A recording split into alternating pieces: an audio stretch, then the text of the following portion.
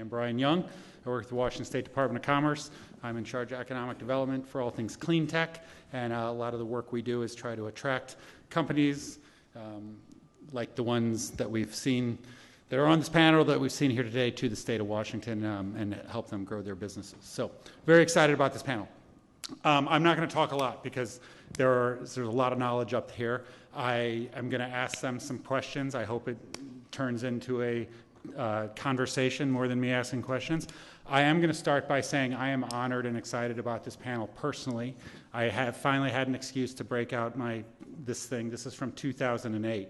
The reason we're having this conversation here in Washington State, for many reasons, is because we truly have been a leader in all things sustainable aviation fuel since the beginning of people talking about sustainable aviation fuel. A lot of the reason are for some of the companies up here. But this is a biofuel sample from the world's first airline biofuel flight, February 24, 2008. Imperium Renewables, company I worked for, made this fuel that's in here actually, down in Soto, not far from here, a couple miles from here. So the first biofuel that was ever created, ever flew in a commercial jet with our partners Boeing at the time, was made right here in Washington. So we're not new to this rodeo. We're excited about it. And you know, this is 2008. I've been in this space for a long time, and we're finally at the cusp of getting large-scale production. None of this stuff is easy, and all these people up here have been doing very hard work in it. So with that, I'm going to start, hopefully, a discussion. And I'm going to start with, and Chris teed this up for me a bit, with Pasha Saleh from Alaska Airlines, inarguably the best airline in the United States. It happens to be based right here in Washington State, who knew? But he's the head of corporate development, and I'm going to ask him a quick one. We've only got about 30 minutes to do this. I'm going to ask folks to stick to about 5 minutes. I'm a hard man, so I will definitely keep you to that. But let's make sure everybody, and we get some time to talk. So Pasha, Alaska has a 5-part plan for decarbonizing aviation. And I know SAF plays a huge role in that. Can you just give us a little overview of what the airline, the actual consumer of this, is thinking and how you're going to get there? Thanks for the intro. Is this thing on? Yep. So Alaska takes its commitment to environmental stewardship very seriously, and you know, we're 90 years old this year. Proud to say we're the only legacy airline that's never been bankrupt in all of that time. So we've been minding the store really well, but at the same time being very responsible about the places that we operate and the communities we serve. We used to joke that Alaska was a place you would go to hunt and fish and kill things, and now it's a place that you go to leave no stone unturned and leave no trace. And so we recognize that, you know, the movement that began in Europe and is spreading throughout the world for environmental stewardship, particularly in aviation, is going to come to the U.S. and it'll affect our markets first. We're the only West Coast airline, so we've wanted to get ahead of that for quite some time. And you mentioned that fuel that you were part of in 2008. We were part of the very first group of airlines in the world to join the Sustainable Fuel Users Group and really research, is this possible? What would this be like? And here we are today, proud to say that we have a partnership with Neste where we get sustainable fuel in San Francisco. That's going back to the very first fuel that you delivered. We were the very first customers here. And so that relationship is one we're very proud of and seeking to grow. But you asked about the 5-part path. So when COVID happened, like other airlines, we found ourselves in a predicament where 96% of our demand evaporated overnight. And maybe the only silver lining of that was it gave us a chance to sort of take the foot off the gas. And you know, at an airline, I always say you got 300 assets in the air, and at the end of the day, if they're all accounted for, they're all in one piece, and you haven't broken any FAA regulations, that's a good day, and you sort of reset for the next day. There's no luxury of long-term planning. But in COVID, we sort of thought, okay, well, is anyone ever going to come back? Are people going to fly again? And that allowed us to really examine everything we were doing through that environmental lens and say, it's everybody that's coming into contact with an airplane, everybody that's doing their job at Alaska, thinking about doing it in the most green way. And that led to our 5-part path to net zero. So essentially we begin with the first tier of it is operational efficiency. Just doing everything we have been doing as efficiently as possible. That's a tough one to squeeze more efficiency out of because we've always been a very efficient airline, but there's always room for opportunities to improve. An example is we're training our pilots, and I wear 2 hats. I'm a 737 pilot at the airline as well. And so we're working with our training organization to train pilots to taxi on one engine where it's safe and practical to do so, to use preconditioned air at the airports, a big yellow hose you see plugged in. Half the time it's either not plugged in or it's kinked and no air is coming, so the pilot's resorts to turning on an engine called an APU, which burns jet fuel unnecessarily. So how do we take advantage of those opportunities? We are the first airline to use artificial intelligence before ChatGPT came out to plan routes more efficiently. So think of it as Waze for airline routing. That, believe it or not, didn't exist until we worked with a startup out of Silicon Valley to do that. So that's what you can do in operational efficiency. The next tier up is fleet renewal, and you'll be happy to hear this from Boeing as we've committed to an all Boeing fleet. When we purchased Virgin America, we got these Airbus airplanes into the fleet. Yeah, and so now we're back to all Boeing. And so the last Airbus are going to be off the property by September. And these new 737 MAX, and we've signed up for a massive order. I can't remember the exact number, but it's over 100 new airplanes are coming, 2 a month. These airplanes are going to be around a long time. Boeing builds a great airplane, and we're going to operate them for 20 or 30 years, and they will need to burn fuel. They won't be powered by hydrogen or magic or electricity or anything like that. And so we need fuel, and that's where we turn to partners like Neste to get more sustainable fuel. The demand today far outpaces the supply. So how do we grow that supply? How do we help work with governments to create incentives to bridge the cost gap? All these kind of things are very much top of mind for us. So fleet renewal, the 737 MAX I alluded to is the second step. That's 25% more efficient than the last generation of 737, just through aerodynamic enhancements and better engines. Third step is sustainable fuel, which we've talked about. The fourth step is pretty exciting. It's novel propulsion. So not to take anything away from SAF, it's going to be the big unlock in our industry by far, but there's still possible to look at new ways to power airplanes, hydrogen, hybrid electric, pure electric. Here in the state of Washington, we had a flight of the world's first all-electric airplane made by a company called Aviation. It's a 9-seat airplane, and we don't really expect this technology to scale much beyond the regional size airplane, but that's an important unlock too. So we're focused there. 2 weeks ago, we invited the governor to come see the unveiling of our new hydrogen-powered airplane. Well, today it's just painted to look like a hydrogen-powered airplane, but we're beginning the process with a company called ZeroAvia to convert that to fuel cell electric power. And that will be by far the largest airplane in the world to be truly zero emissions. It won't be emitting carbon or anything else. And that's an ambitious program that we're participating in. That's the fourth step. And the fifth step of the 5-part plan is credible and durable carbon offset. So we recognize that today we're burning close to 1 billion gallons of fuel per year. I mean, it's just a staggering number. And we want to get as much SAF as we can. We want to explore hydrogen for our regional fleet, electric. We want to train our pilots and everyone else coming into contact with an airplane to do their job as efficiently as possible. But there'll still be some gap, and it might be a significant gap to net zero, particularly when you're talking by 2040, which was the date we've said. Boeing, Airbus, and a lot of the other airlines are looking at 2050. So we decided we'd make it even tougher and say 2040. And so there will be some segment that will have to use carbon offsets. But where we do that, we want to make sure they're durable and they're properly accounted for and credible. So that's the 5-part path, and we're just getting started. But it's exciting and daunting at the same time. I can imagine. Well, thank you, and leads right into my next question. As I mentioned, best United States Airlines right here in Seattle. It turns out we also have the best and arguably the world's best maker of commercial airlines in the world with Boeing. And so Dale Smith, Director of Enterprise Environmental Sustainability at Boeing. Boeing has been front and center and working hard, actually very much behind the scenes, more than they get credit for, on getting renewable and sustainable aviation fuel out into the market and certified on planes. So just wanted to add, you guys have Boeing's made some amazing announcements recently around work on certification. I think around certifying with the FAA 100% of your fleet for 100% SAF eventually, as well as working with ASTM, continuing to work with this certification organization to get 100% SAF qualified for flight. So just wanted to give you an opportunity to tell us a little bit about that work and what else Boeing sees on the horizon. No, thank you. Great to share the stage with all these folks, and in particular, Alaska.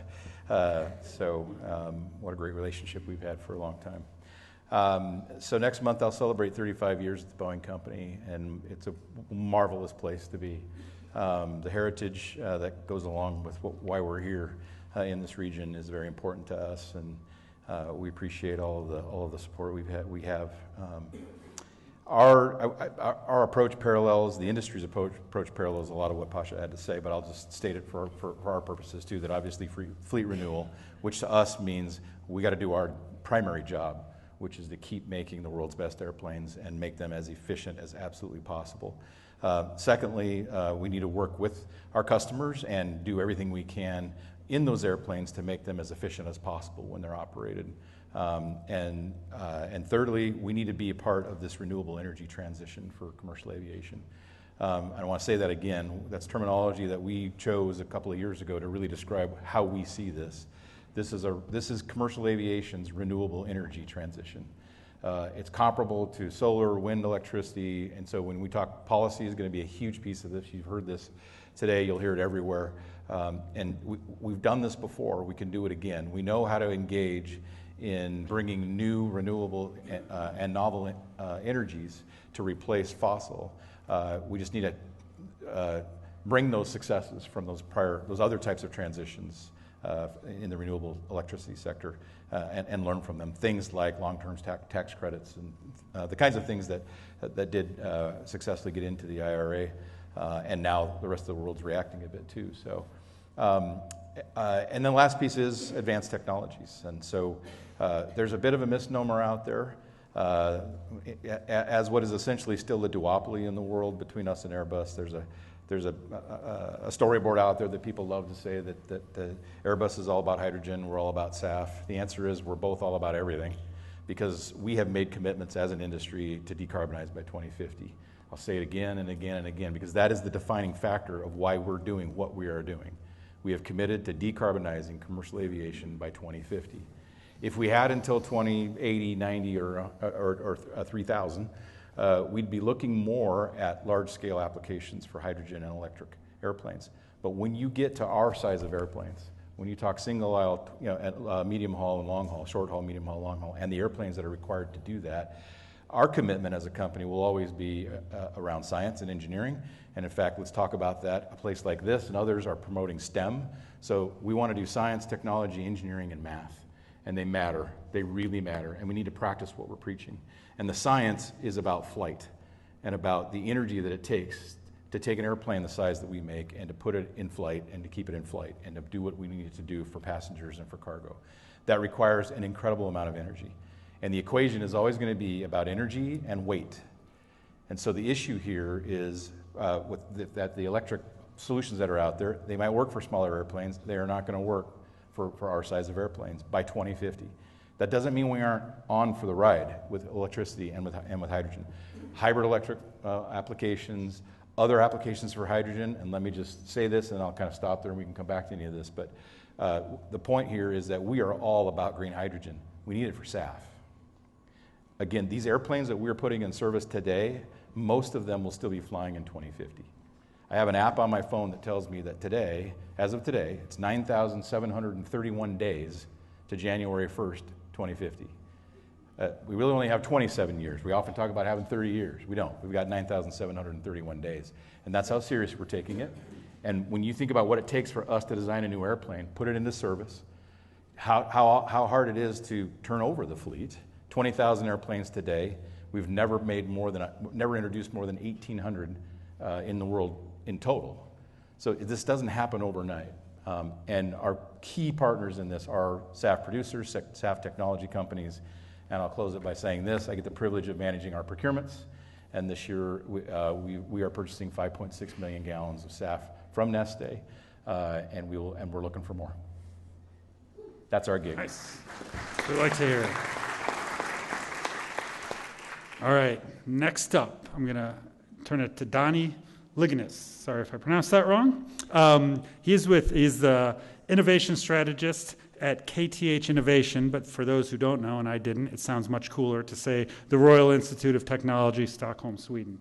So with that, I'm going to just turn it over because I don't know how many folks in the audience know, but could you give us a little overview of KTH's role in SAF? Yeah. Of course. Thank you so much for inviting me. My name is Donnie. I work at KTH, Royal Institute of Technology in Stockholm, Sweden, which is the biggest tech university in Sweden and in the Nordics, and one of the most prominent engineering universities in Europe.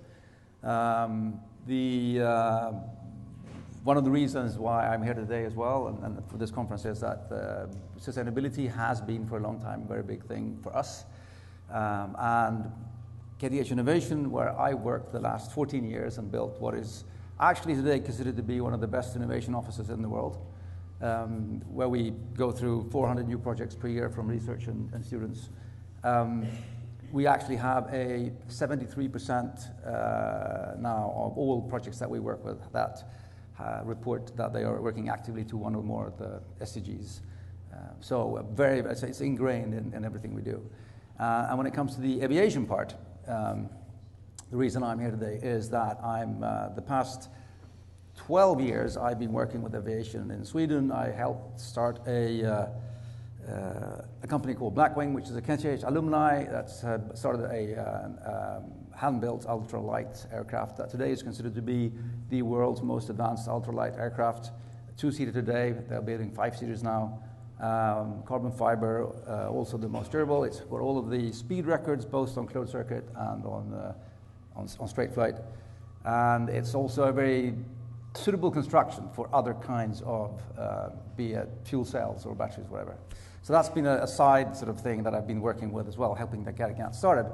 And for the past 5 years at the university, I have been coordinating a group of total 8 professors all over the university, every discipline, to get them together to start what we hope during this autumn will be the latest center of KTH's. I think it's 39 centers that we have, which will be the future for the Center for Future Aviation at KTH, where we're combining all disciplines of KTH into one center, where we're also combining the new thing for us then for this will be that we're combining the long-term research approach of discovery with a short-term spin-out demonstrator. So it's a flying lab, more or less.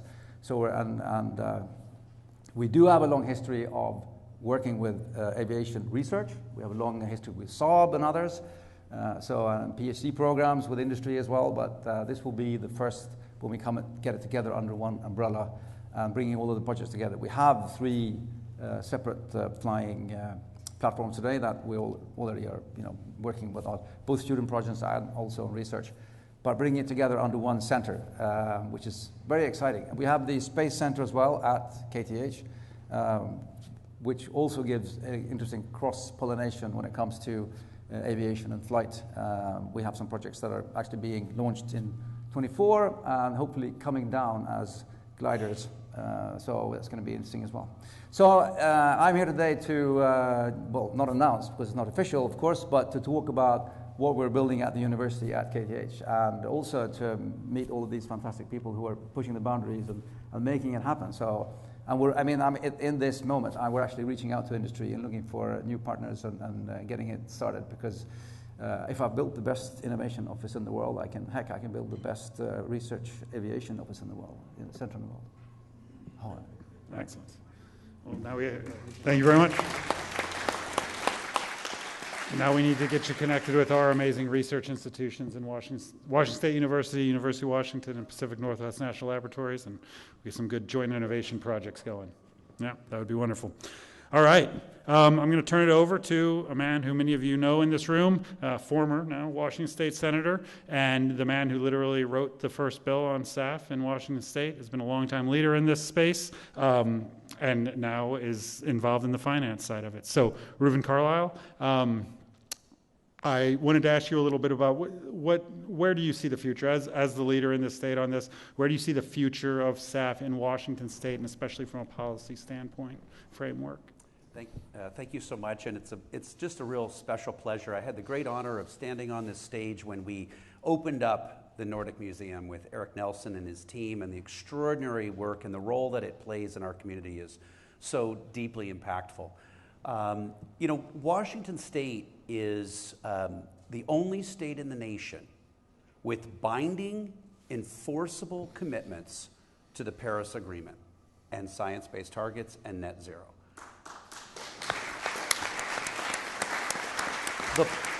The policy and the political dynamic that creates that reality is so challenging. It's so hard. It gets to the essence of everything we're talking about. And in many ways, sustainable aviation fuel and biofuels and decarbonization of the aviation sector is a symbolic representation of the journey to 2050.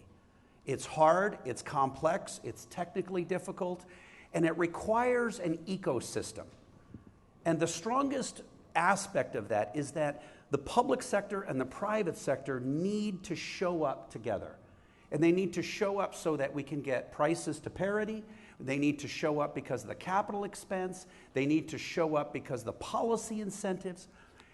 It would mean a great deal to me if you would take just a very brief moment to recognize in the 14 years of public service that I provided in the Washington State Legislature, and I was chair of the Washington State Senate Environment, Energy, and Technology Committee, and sponsored and authored most of the bills that our governor got to talk about.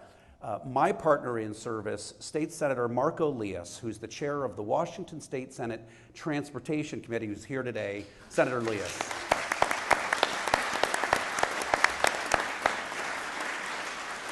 The commitment that we have in our state to the SAF ecosystem is the essence of, I think, our success. We have on the demand side, of course, as you've said, we've got Alaska and Boeing and Amazon and Microsoft, and not only that, but of course we're the home of PACCAR and Costco and Starbucks and so many others. So we punch above our weight in terms of leading edge companies that have made commitments to the journey to 2050.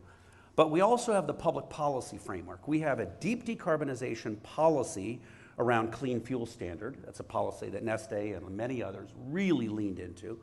We have a deep decarbonization policy associated with our electricity sector and our building sector. And then we have an overarching policy framework around our carbon pricing. So we have the strongest carbon pricing legislation in the United States. So that is much more oriented toward a European model of both market and regulatory frameworks that allow the kind of acceleration of decarbonization of aviation, maritime, long-haul trucking, energy storage, and industrial sectors. That kind of alignment takes an ecosystem. I think the essence of your question is, do we have the ecosystem for SAF? Do we have the support? And the answer is yes. We have a lot of that infrastructure. Snohomish County, where Senator Lias is from, is a particular thought leader in looking at the testing facilities so that we can really play a role at the R&D level. But that ecosystem requires incredible, wide, deep support across public and private sector. I don't think we should underestimate the political challenge of getting that kind of holistic package done. Now that we have the Inflation Reduction Act at the federal level, and we also have an interesting policy in Europe evolving around the border tax, we have an opportunity for Washington State to be the premier leader in the United States with comprehensive policies that allow this ecosystem to evolve. What we need now is production. We need to incentivize additional production in state. There's one little technical element of our policy that's essential to our success, and that is we have an in-state production requirement for our clean fuel standard. So if we don't get in-state production at some point in our journey, we actually have that policy itself at risk.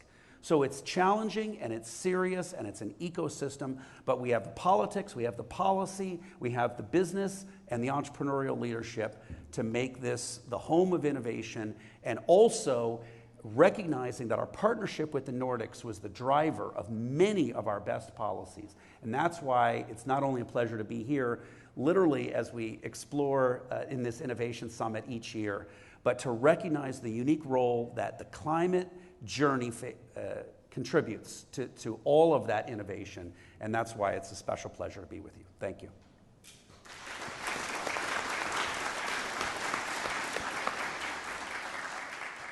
Thank you. And if you all don't know Senator Lias, he'd be happy to chat with you and finish after this as well. That's right. He's our secret weapon.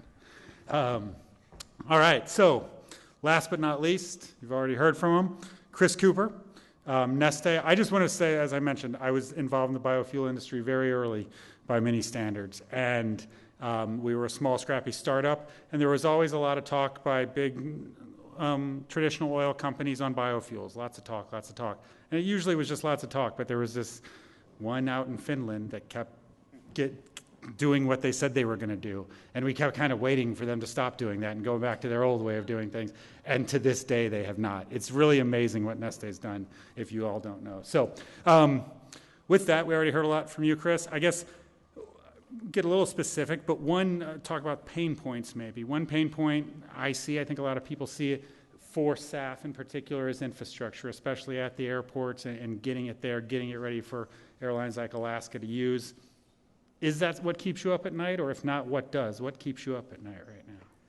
No, I think there are a few things, but though fortunately, we've heard from the panel today that we really have an ecosystem that has collaborators, people in a positive way, folks that are working together to do great things. And so what we found with the product, even when we arrived originally in the U.S. with sustainable aviation fuel, the folks that are on the policy teams that set forth these specifications or the requirements to deem this product safe for use, not only on an airport, but in aircraft, and then the broad use of the product.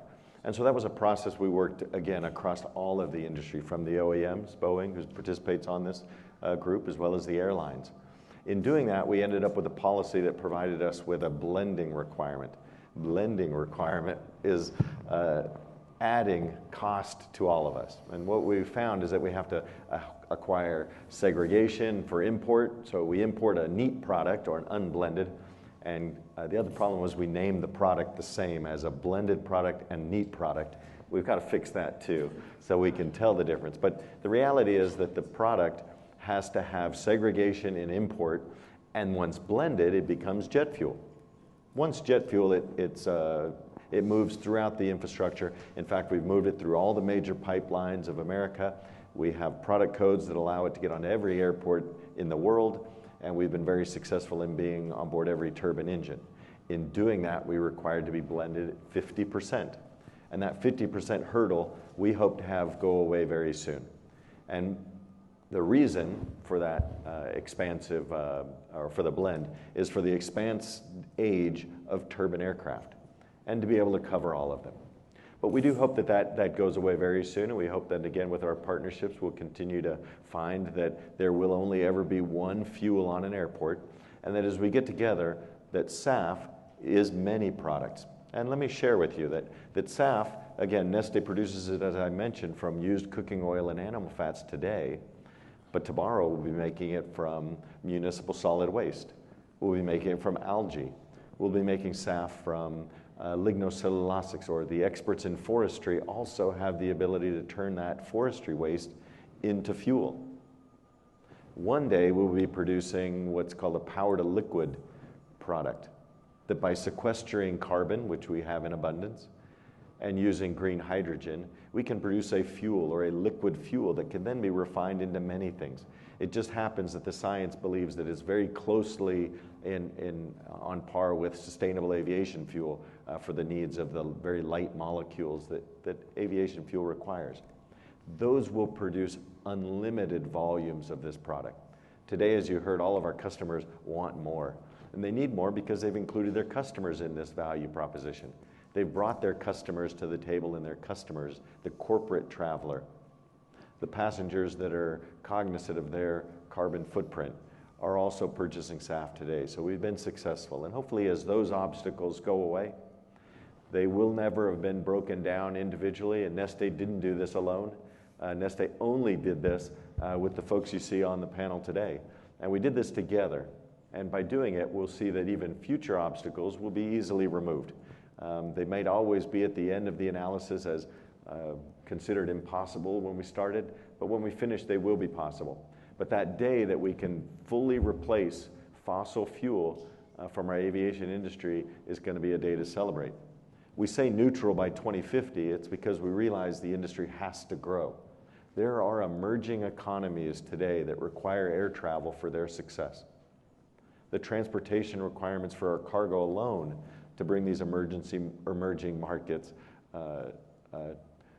to first world is immense, and the demands are going to require aviation to grow and fulfill that need. And so we need these technologies to continue to grow. I also have technology from our refineries that will even fit into the cabin of these aircraft, or even the materials they're using. We've now piloted with McDonald's the return of a plastic cup. So we took our renewable polymers and chemicals from our refining complex and introduced them to their petrochemical company, who then produced a plastic cup. We concluded with that pilot so that we can one day introduce the opportunity with Alaska, so that your plastic cup on board their aircraft is fully recycled with renewable polymers. Even the plastic that's on board of a Boeing aircraft could one day be made of these same polymers. So exciting technology, but it will continue to evolve. But it only evolves through the start of the passion, which never can retire. The passion will always be there, but the team will always have to be together to continue thinking of tomorrow solutions. Thank you very much. I don't think this was official because I don't see microphones out there, but we do have time, and you've got literally the experts on this up here. If there are folks in the audience that really want to know something or have a question, I would definitely open it up to the audience. Otherwise, you'll just hear me keep asking questions. Go for it. Oh. Yeah, sure. Yeah, if you could introduce yourself and who you're with, that would be great. Hi, I'm Justin, President and CEO of Soldiers of Civilians. We bridge the gap between employers and U.S. veterans, tribal members, U.S. citizens, and green card bearing immigrants. I have a technical background, so this is a technical question. Oh, but I want to talk to you guys about getting good employees for all your companies. But I'm technical, so here's a technical question. So could you detail, perhaps if it's not proprietary, how you work to deal with Marathon in order to use their excess capacity to build your product? I don't mind answering that question. So the question is, the relationship we have in the joint venture refinery I described in Martinez, California. So Neste had been anxiously engaged in a proposition to create a refining footprint in North America.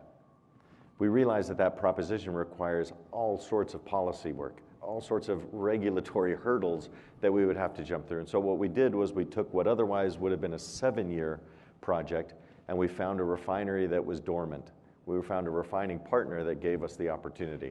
So we were able to expedite the entrance to the market. So we brought both technology, we brought a relationship, and it is purely a 50-50, not for the function of excess, but just the reality of refinery operation, and then products are distributed then 50-50 equally between the partners as we distribute into the markets that we have. That's a good deal for everybody, right? It really is, and it is a good deal for everyone, because what it did was it gave reality to an ambition that we hope to see more refiners. I don't need to name the names in Anacortes and even further north, but we know they need to make these changes, and the policy is in place. That was the obstacle. Now there are no more excuses. I got another something for Pasha at Alaska. 544, Senator mentioned Senate Bill 5447 is groundbreaking for sure in promoting SAF usage. It's a significant subsidy from a state level, but it's for flights in and out of Washington. Does that mean you focus all your efforts on Washington, or how do you see the use of SAF outside in the United States in general, and how is what we're doing making sure that it starts here in Washington, I guess? So it began in Washington, and that validated that this can be done, and it also showed us that this is, again, the biggest single unlock we have in our business long term. These new Boeing jets I mentioned are going to be drinking fuel for decades, and it needs to be SAF. But no, this is throughout our network. So we take our SAF supply in San Francisco, but once it goes into the jet, that flies all over our network. And so today there really is no what they call book and claim system, where you can take fuel at one place and claim credit. That's still kind of nascent. So for us, we want to just promote we want to get as much SAF as we can at the best price that we can, and ensure that we have long-term supply and offtake agreements. And so the IRA was a huge boost for that. But it still doesn't go far enough, so it's fantastic. I don't think any of us expected it to be as generous as it was, but it's still, today, it's still less than 0.5% of our fuel is SAF. So, 2040, someone said it's 27 years away to 2050, but we're 10 years less than that with the goal that we've set. So to go from 0.5% to the majority of our fuel, it's an overwhelming challenge. To say the least. Yeah. Thinking about the state's role in this, and Senator, you mentioned how important production is and whatnot. I guess I'd like anybody's thoughts on, we talk, obviously the Nordics and Washington, we talk about it, we have a lot of similarities culturally and whatnot. There's a lot of interesting things that coincide in both our areas around sustainable aviation fuel that can make us true leaders globally in that. I mean, we mentioned power to liquid, but biogenic CO2, especially in the form of forestry products, clean grids, hydropower, renewable energy, kind of the circular economy ideas that our region share and whatnot. It leads us to be the true leaders, and especially the power to liquids technologies, but some of the other technologies. How can we make sure that working together, the state of Washington and the Nordic countries, make sure that we do take advantage of the economic opportunities here and that we are the center of production of these new fuels? Please. Don, go for it. One comment on that, because being here today as well and listening to all of the panels, and also this panel especially, I've had a really interesting feeling of it feels very Nordic. And we've heard from the Icelandics, and we've heard from the Finns, small countries punching above their weight. That Sweden's the same thing. We're a tiny country, 10 million people. We have the most global companies per capita in the world. And what goes into that, I'm coming back to what you were saying, is it's collaboration. It's a triple helix, quadruple helix effect of 3 or 4 bigger pieces of the puzzle coming together, collaborating, and actually working together towards a common goal. And I think that is something that I've heard a lot about today. And I think Washington State has an incredible opportunity because it's got the DNA. So you can definitely get it done. It's really, go. I think Senator Carlyle and Dale. I think we know that we have the essence and the ingredients of what's possible. The challenge in many ways is to be authentic about acknowledging some of the barriers and some of the challenges. We're the 5th largest refinery state in the nation. People don't associate Washington State with that. We do have 5 particular refineries. Each one of those companies worked very hard in opposition initially to most of the climate legislation. Some of them, very notable exceptions, were very supportive of it. So we have a tough political dynamic where there's, as you said in your earlier remarks, an incredible sensitivity to the perception that everything in climate action is about cost. But it's, of course, about value as well. And it isn't just a cost center. I think some of the ecosystem challenges that we have is that we have to make sure that the Climate Commitment Act and our state policies, the Clean Fuel Standard, also map to the Inflation Reduction Act. We have to use every incentive, every available dollar of merit-based money. We want Washington State and the Pacific Northwest to win.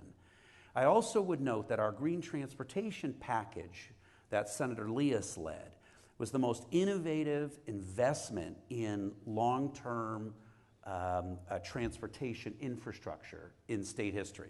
One very tactical example is that young people in Washington State, 18 and younger, have free bus passes, free ferry passes, free train passes. That is all because of the funding from the Climate Commitment Act and Senator Leas' leadership. The point, I think, is that that ecosystem is at the production level, all the way through supply, all the way through how behavioral change needs to happen. And that's some of the insights that we gained from our friends in the Nordic countries. I think the anxiety that we feel about this transition is, as you said, the numbers are very, very small.